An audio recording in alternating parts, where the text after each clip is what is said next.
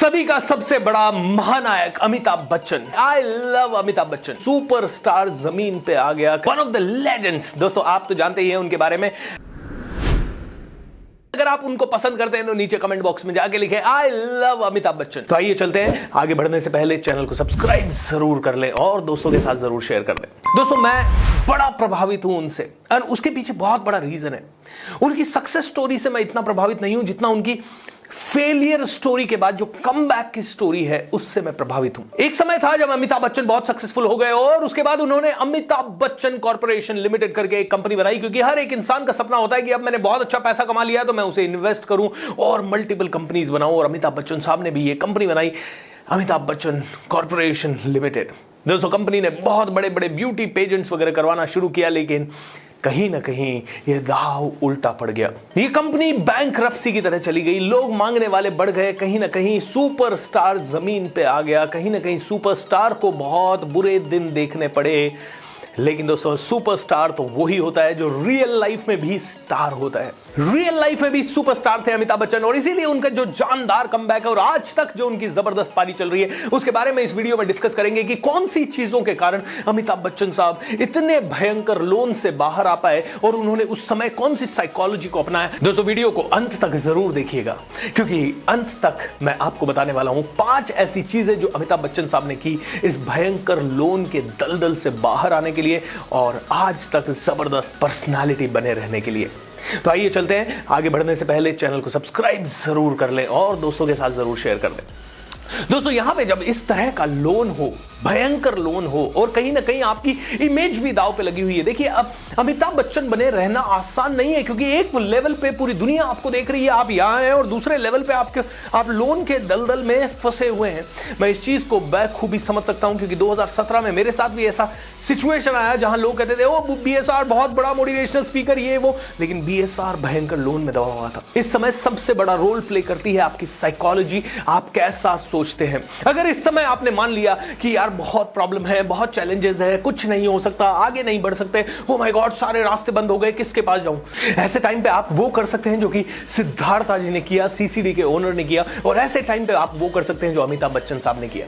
अमिताभ बच्चन साहब ने सबसे पहली चीज जो की वो इन सभी लोगों को फेस किया, इनकी आंखों में आंखें डाल के देखा और इनको कहा भाई साहब मैं आपका लोन पूरा चुका दूंगा, मुझे थोड़ा सा समय दीजिए। डेफिनेटली आप में से कई लोग कहेंगे नहीं लोग हम पे विश्वास नहीं करते, लोग हमें हैरेस कर रहे हैं। अरे यार लोग हैरेस करते रहेंगे, वो उनका काम है, लेकिन आपका काम है अमिताभ बच्चन साहब की तरह उनके सामने जाइए, उनकी आंखों में आंखें डाल के कह दीजिए I am ready to repay your loan, मुझे थोड़ा सा टाइम लगेगा, मुझे मोहलत दीजिए, मैं एक आर्टिस्ट हूं।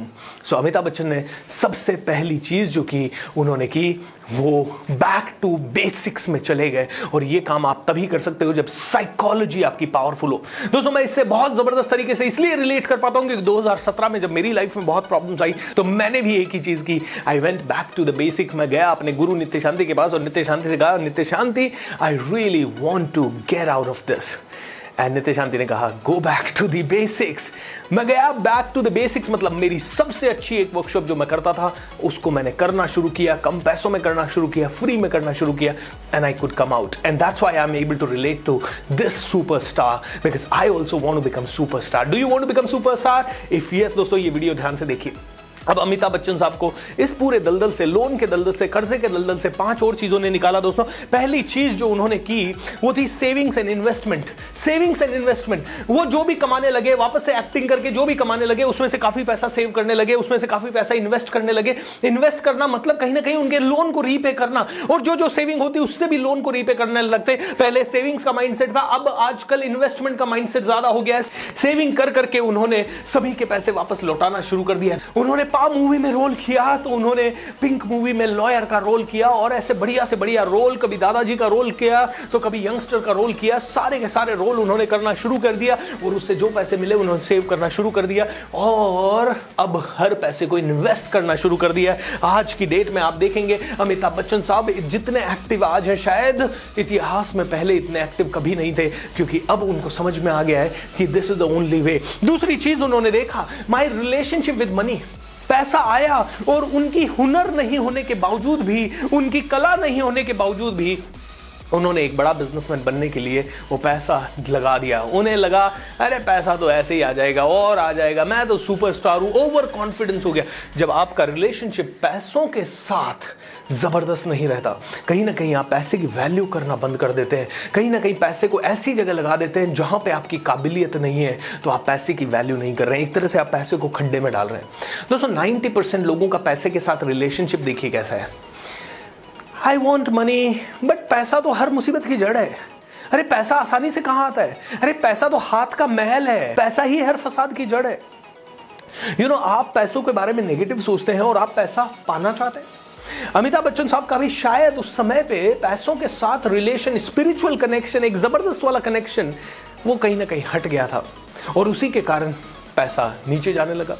दोस्तों जब पैसे के साथ आपका कनेक्शन हट गया है, इसकी सबसे बड़ी निशानी ये है कि आप गलत रास्ते पे चलने लग गए हैं। इस तरह पे और ऐसी जिंदगी जीने लगे हैं जो आपकी जिंदगी रियल जिंदगी नहीं है, आप सच में वो बने नहीं है। आज मैं बनना चाहूं अंबानी, मैं नहीं बन पाऊंगा क्योंकि वो मेरा रास्ता नहीं है, मुझे उसमें मजा नहीं आता, मुझे उसको करने में अच्छा नहीं लगता। अमिताभ बच्चन साहब ने वो करना शुरू कर दिया जो शायद उन्हें इतना अच्छा नहीं लग रहा था, लेकिन उन्हें चकाचौंध की तरफ खींच रहा था। कहीं ना कहीं दैट वाज द मिस्टेक। मैं चाहूंगा कि आप में से हर एक आदमी इस मिस्टेक को ना करें। आप समझें पैसे और आपका रिलेशन क्या है। पैसे को दुआएं दें। मेरे साथ बोलिए इसी समय, पैसा मेरा सबसे अच्छा दोस्त है, मेरे पास बार बार आता है, हर बार आता है, नए नए तरीकों से आता है, आता ही रहता है। जब चाहता हूं तब और ज्यादा आता है, जरूरत के समय और ज्यादा आता है। बैंक में आता है, घर में आता है, तिजोरी में आता है, वॉलेट में आता है, अनएक्सपेक्टेड तरीकों से आता है, हर एक नए नए तरीकों से आता रहता है। बोलते रहिए, बोलने में क्या जाता है, क्योंकि ये बोल बोल के मैं पैसे के साथ अपना रिलेशनशिप और सॉलिड बना रहा हूं। क्योंकि इस समय मेरे हर एक सेंटेंस में पॉजिटिविटी है। मैं अपने आप को स्टोरी नहीं दे रहा, वो पैसा बड़ी मुश्किल से कमाया जाता है, ओ पैसा ही मेरी दिक्कत है, पर प्रॉब्लम है, पैसे के कारण मैं बढ़ नहीं पा रहा। अरे पैसे को क्यों दोष दे रहे हो, उसके साथ रिलेशन बनाओ। पैसा हमारा सबसे अच्छा दोस्त है, इसलिए बचपन से आज तक आया है। बचपन से आज तक इसी पैसे के कारण हम खाना खा पा रहे हैं, बचपन से आज तक इसी पैसे के कारण हम अच्छे कपड़े पहन पा रहे हैं। तो दोस्तों अमिताभ बच्चन साहब ने पैसे के प्रति अपना रिलेशनशिप वापस से अच्छा किया। कैसे किया? उन्होंने वापस से वो काम करना शुरू कर दिया जिसको करने में उनको सबसे ज्यादा मजा आता था, जिसको करने के कारण वो अपने दिन रात को भूल जाते थे, जिसके बाद वो ये सोचते नहीं थे कि मुझे पैसा कितना मिलने वाला है इस काम में, बस वो करने लग जाते थे। और जब आप ऐसा काम करने लग जाओगे जो आपको दिल से पसंद है, तो आपका पैसे से रिलेशनशिप भी बहुत जबरदस्त हो जाएगा। तीसरा दोस्तों, risk equals to reward. Amitabh Bachchan साहब ने ABCL कॉर्पोरेशन खोला, बड़ी रिस्क ली, लेकिन वो रिस्क उनकी काबिलियत के बाहर की रिस्क थी। आज मैं 10 करोड़ रुपए कमाऊं और 10 करोड़ रुपए कमा के एक फैक्ट्री खोल दूं, मैं शायद उस फैक्ट्री को चला लूंगा, लेकिन मैं शायद उतना अच्छा नहीं चला पाऊंगा जितना उस इंसान से चल पाएगी वो फैक्ट्री जो कि फैक्ट्री के लिए जीता है, मरता है, जिसके ब्लड में वो बिजनेस रन करने की क्षमता है, जो अपनी क्षमताओं के हिसाब से उसे चलाता है। रिस्क हमेशा ऐसी लेनी है जो कैलकुलेटेड हो। आज मैं ट्रेनर हूं, मुझे पता है ट्रेनिंग के फील्ड से मैं कितना कमा सकता हूं, उतनी बड़ी रिस्क जितना मैं कमा सकता हूं, जितनी मेरी कैपेसिटी है, उसका मैं 5 गुना ज्यादा, 10 गुना ज्यादा रिस्क लूं तो वो मुझे बहुत ज्यादा रिवॉर्ड देगी। लेकिन 90% लोग यही गलती करते हैं, उन्हें पता ही नहीं होता कि उनका टैलेंट कहाँ छुपा हुआ है और वो रिस्क लेते रहते हैं। और वो रिस्क लेने के नाम पे क्या करते हैं, कहीं से लोन उठा लिया और धड़ाक से एक रेस्टोरेंट खोल दिया, लोन उठा लिया। अरे भाई तुम्हारे ब्लड में है क्या रेस्टोरेंट बिजनेस? तुम्हें बस लग रहा है नहीं सबके चल रहे हैं मेरा भी चलेगा। अरे ऐसा नहीं होता। रेस्टोरेंट बिजनेस हो, चाहे होटल बिजनेस हो, चाहे वो फोटोग्राफी का बिजनेस हो, हर बिजनेस के कुछ नुआंसेस होते हैं और वही आदमी उसे ढंग से चला पाएगा जिसके ब्लड में वो है। रिस्क लीजिए, लेकिन रिस्क का एक लेवल होता है दोस्तों। सबसे पहले रिस्क लीजिए सेल्फ डेवलपमेंट का, क्योंकि जब आप डेवलप कर पाएंगे अपने सेल्फ को तो आप आगे बढ़ पाएंगे, क्योंकि सेल्फ डेवलपमेंट में सबसे कम पैसा लगेगा। उसके बाद आप रिस्क लीजिए टू एक्सपेरिमेंट। आप छोटे एक्सपेरिमेंट्स कीजिए, आप ऐसे लोगों के साथ जुड़िए जो कि एक्सपेरिमेंट कर रहे हैं, ऐसी चीजें करिए। यहां से आप समझिए what do you love the most, what do you love. Okay, आपने जो आपको पसंद है वो करना शुरू किया और उसके बाद you take the flight, you take bigger risk. उसके बाद स्मॉलर रिस्क से बिगर रिस्क। आप श्योर होने के पहले रिस्क मत लीजिए। कई लोग जॉब छोड़ने की जल्दी कर रहे हैं, मुझे लगता है मैं जॉब छोड़ दूं फटाफट। अरे जॉब छोड़िए कोई बात नहीं, लेकिन वो कैलकुलेटेड रिस्क होना चाहिए। कम से कम 1 से 2 साल का पैसा आपके अकाउंट में होना चाहिए, उसके बाद आप रिस्क लीजिए और सही दिशा में रिस्क लीजिए। पहले सेल्फ डेवलपमेंट कीजिए, जॉब छोड़ने के बाद आपको जो जो स्किल्स लगेगी वो अपनी जिंदगी में लाइए। उसके बाद एक्सपेरिमेंट कीजिए, उसके बाद व्हाट यू लव ये देखिए एंड धीरे धीरे धीरे धीरे बड़ी रिस्क लीजिए दोस्तों। अगली चीज जो आपको करनी है अब, long term savings and investment. Amitabh Bachchan साहब ने क्या किया होगा, धीरे धीरे वो सारे लोन पे करने के बाद अब उन्होंने पीढ़ियों की सोचना शुरू कर दिया होगा। उन्होंने पीढ़ियों की सोचना शुरू कर दिया होगा, तो पीढ़ियों की सोचने के लिए long term savings, long term investment, खैर वो तो सदी का सबसे बड़ा महानायक है, सबसे बड़ा सुपरस्टार है, उसके पास तो शायद हर रोज करोड़ों रुपया आता होगा। लेकिन आपको और मुझे ये बहुत ध्यान से देखना है, long term savings and investment हमारे किस लिए काम आएगी। 10 साल बाद हमें घर खरीदना है, 5 साल बाद हमें अपनी गाड़ी खरीदनी है, 15 साल बाद हमें अपने बच्चे की शादी करनी है, या 15-20 साल बाद हमें अपने माता पिता को तीर्थ स्थान घुमाना है, उनके लिए long term savings and investment लगेगा। उसका प्रोविजन आज से ही करना शुरू करें, टुडे ऑनवर्ड्स। दोस्तों मेरे कई सारे वीडियो में मैंने आपको बताया है कितना सेविंग करना चाहिए, क्या करना चाहिए, वो सारी चीजें मैंने बताई है। फिर भी अगर आपको उसके बारे में क्लैरिटी नहीं है तो I will be able to record more videos about it. लेकिन इस समय इतना समझ लीजिए कि जो 10 साल बाद घर बनाना है ना, उसका प्रोविजन आज से ही हो जाना चाहिए। जो 15 साल बाद बच्चे की हायर एजुकेशन के लिए पैसा है, वो आज से ही 1000 रुपया, 2-2000 रुपया करके जुड़ना शुरू हो जाना चाहिए। Then you will be very safe. आपने सेविंग एंड इन्वेस्टमेंट का लिया, सेविंग एंड इन्वेस्टमेंट आपकी आदत पड़ जानी चाहिए। छोटी सेविंग आज से ही, चाहे आप कम खा लें, लेकिन आज से ही सेविंग एंड इन्वेस्टमेंट की आदत और long term saving and investment की आदत आज से ही डाल लें। दोस्तों जब आप ये छोटी छोटी चीजें करेंगे तो बहुत कुछ हो पाएगा। एंड आखिरी चीज जो अमिताभ बच्चन साहब ने की वो है time is money. Time is money. आज सदी का सबसे बड़ा सुपरस्टार बिजी है। 80 साल की उम्र में भी एक एक मिनट कहीं ना कहीं कैलकुलेटेड है। कहां पे कितना टाइम दे रहा हूं, उसका मुझे कितना पैसा लेना है, ये 101% पता होना चाहिए। दोस्तों अमिताभ बच्चन साहब आज अपने काम को छोड़ के कभी IPL नहीं देखेंगे, लेकिन आप लोग देखेंगे क्योंकि आप रिच हैं और अमिताभ बच्चन साहब गरीब हैं। अमिताभ बच्चन साहब कभी भी अपना काम छोड़ के विराट कोहली की बैटिंग या लता मंगेशकर का गाना या नरेंद्र मोदी का भाषण नहीं सुनेंगे, वो आप लोग करेंगे।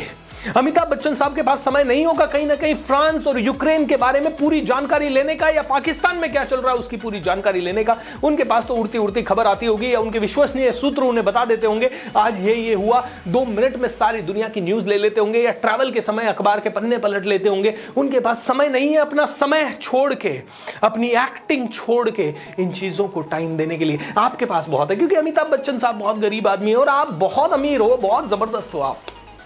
My dear friends, time is money. दोस्तों ये सारी जानकारी लेने के लिए आप लोगों को एक और किताब पढ़नी चाहिए जिसका नाम है साइकोलॉजी ऑफ मनी। ये किताब आपको सभी को रेकमेंड कर रहा हूं, आप ढंग से इस किताब को पढ़ लीजिए। दोस्तों ये सारी जानकारी अगर आप और भी डिटेल में चाहते हैं तो मैं चाहूंगा कि आप एक किताब पढ़ें जिसका नाम है साइकोलॉजी ऑफ मनी। बहुत ही पावरफुल किताब है और आप सभी लोग इस किताब से ये जानकारी और डिटेल में पा पाएंगे। एंड एक और चीज कहूंगा, आज की डेट में भागदौड़ की जिंदगी में मैं जानता हूं कि आपके पास पढ़ने का समय नहीं होगा, तो एक एप्लीकेशन डाउनलोड कर लीजिए, कुक्कू FM। दोस्तों चाहे बायोग्राफी हो, चाहे साइकोलॉजी ऑफ मनी हो, इस तरह की काफी सारी किताबें हिंदी में और कई सारी रीजनल लैंग्वेजेस में आपको मिलेगी कुक्कू FM पे। दोस्तों ऑफिस जाते जाते या पार्क में घूमते घूमते साइकोलॉजी ऑफ मनी को जरूर सुन ले कुक्कू FM पे। आज ही डाउनलोड कर ले, कोड है BSR50, क्योंकि मेरे कोड से आप डाउनलोड करेंगे तो आपको 50% का डिस्काउंट मिलेगा। इस कोड को इस्तेमाल कीजिए और आज ही इस एप्लीकेशन का सब्सक्रिप्शन ले लीजिए। बहुत ही नॉमिनल फी में, बहुत ही कम पैसे में 50% ऑफ में आपको इस एप्लीकेशन का सब्सक्रिप्शन मिल रहा है। और आप में से हर एक आदमी ऐसी हजारों किताबें, मैं आजकल सुन रहा हूं स्वामी विवेकानंद की जीवनी के बारे में कुक्कू FM से, स्वामी विवेकानंद नाम की बुक, ऐसी हजारों बुक्स, बायोग्राफीज या सेल्फ हेल्प बुक्स या फाइनेंशियल एजुकेशन की books, rich dad poor dad से कई सारी बुक्स आपको कुक्कू FM पे मिल जाएगी। सो आज ही डाउनलोड करें कुक्कू FM, BSR50 मेरा कोड है, नीचे डिस्क्रिप्शन में सारे डाउनलोड लिंक्स वगैरह दिए गए हैं। And each and every one of you can listen to so many audio books दोस्तों आपकी रीजनल लैंग्वेज में। इस वीडियो को फैला दीजिए क्योंकि हमारे आसपास के बहुत सारे भाई बहन एक समस्या से गुजर रहे हैं, वो फाइनेंस की समस्या। और जब तक वो ये 5-6 पॉइंट जो मैंने इस वीडियो में बताए वो नहीं समझेंगे तब तक वो आगे बढ़ नहीं पाएंगे। So make sure that each and every one of you really take this responsibility and फैला दें इस वीडियो को। दोस्तों magic of thinking rich season 5 में एनरोल किया। अगर आप ट्रेनर बनना चाहते हैं तो 25, 26, 27 अप्रैल को 3 दिन का हमारा रेजिडेंशियल प्रोग्राम हो रहा है, ट्रेन द ट्रेनर, आप उसमें जुड़ सकते हैं। और सदी का सबसे बड़ा, सबसे पावरफुल, सबसे लंबा workshop the magic of thinking rich season 5 आ रहा है 1 मई से 28 मई तक, फ्री ऑफ कॉस्ट, पूरी तरह से फ्री ऑफ कॉस्ट। इन सभी वर्कशॉप्स की जानकारी लेने के लिए मेरी टीम से आज ही संपर्क करें एंड अपनी जिंदगी को बेहतर बनाएं। See you everybody, lots of love.